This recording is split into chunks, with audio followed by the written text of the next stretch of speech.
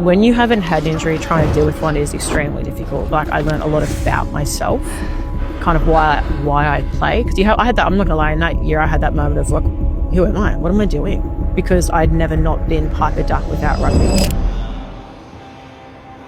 So today is it's like a power day today, so running today as well. Cable internal rotation because of my shoulder. Yeah, rehab my shoulder. Yeah. Okay. So I got pull aparts, a lot of these ones, like a lot of them. Yeah. And then because my latest place I was to get strength was in this spot. Yeah. So I actually use a cable and get a lot of warm up here because for me that's the last spot I got strength back. But yeah.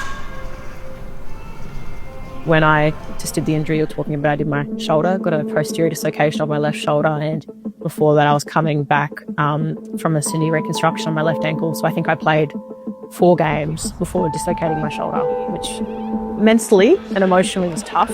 Like, I literally started 2 days later in rehab as soon as I found out. I didn't have a plan yet, and I was in the gym rehabbing. I didn't really know what I was doing, but I was there because I need to know. I ticked every box. I personally, as an individual, did everything I can. And then, end of the day, if I can't play or I'm not on that plane to the World Cup, that's okay. So Captain's Run is where, as a group, we all come together. So we try to go to the stadium in which we're playing at. We kind of check out the stadium and captain and game drivers. So we'll go into our units, so forwards and backs, and we just walk through. So you stay in joggers and you walk through your plays, your pulls to make sure kind of all on the same page, to make sure everyone understands. And then we come together and just go through as a team what we want to do, what we're trying to accomplish, our launches, just to make sure like we hit Saturday, we get the ground running. There's no questions, and yeah, we're all sorted.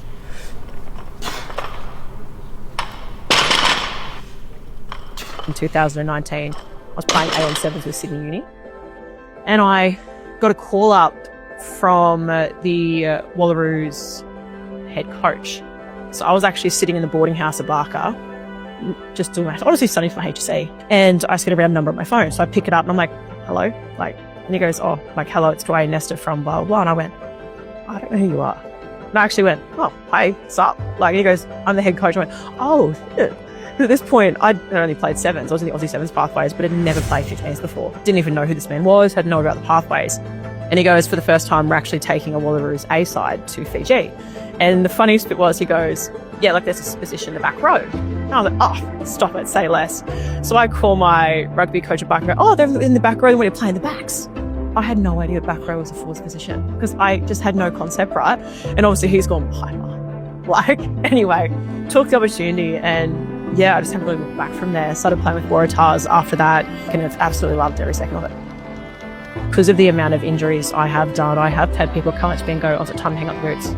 And I'm 24. No, I'm not hanging up my boots. But that's a genuine conversation I've had. So I just don't take any game for granted.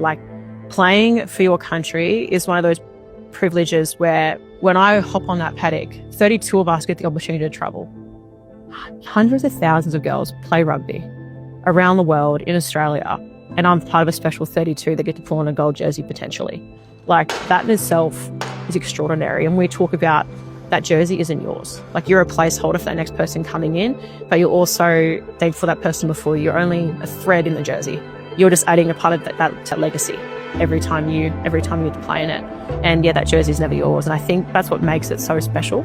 I have a little sister who's 8. She looks at the TV with my mum when she's sitting there and the national anthem comes on. She goes, oh, there's Piper's song, which I know sounds absolutely absurd, but for an 8-year-old who has only known me playing rugby her entire life and doing what I do my entire life, to her it's normal that a female athlete will be playing rugby on TV. To them, this is a reality. They can be a professional female athlete. And by the time she comes through in 10 years, by the time she's 18, it's going to be a completely different landscape again. They will be female athletes who are full-time professional and they're not going to think anything of it, right? Personally, if people aren't investing in the women's sport right now, rugby or not rugby, you're making a mistake because it's changing, it's growing. And the storytelling of the women right now in the game is what is making people come.